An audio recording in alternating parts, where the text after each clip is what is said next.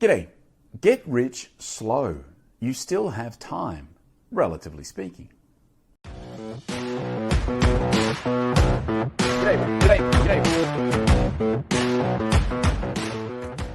Newsflash, this is not a new concept. It's probably been around about as long as money itself.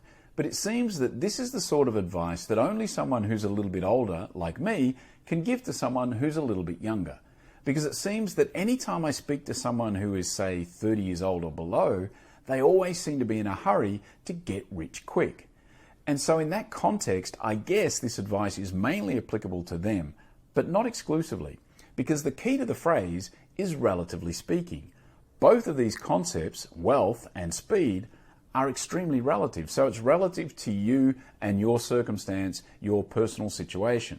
Wealthy to someone who's been on minimum wage for 20 years is very different to someone who's been earning $500,000 for the last 20 years. And the same with speed. Your slow is my quick and vice versa.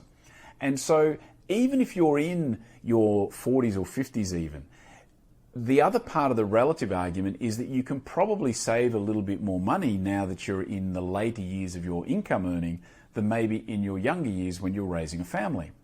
And the other final part about being relative is that as you retire, as you stop working and sort of move into the golden years, as they call them, most people tend to spend less money.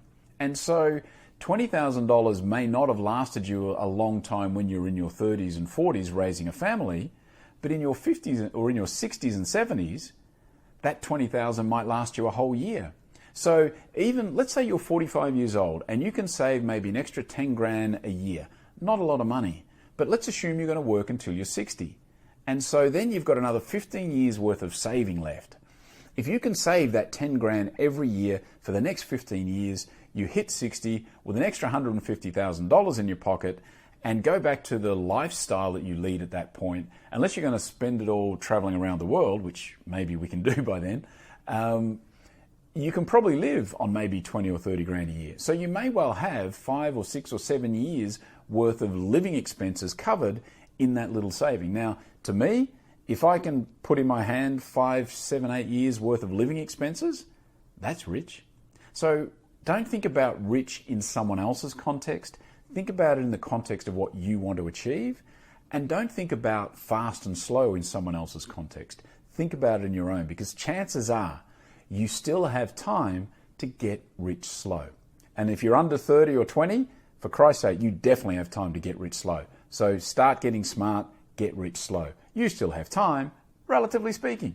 Alrighty, that is it for today. I do thank you for your time, and I will be back again tomorrow. See ya.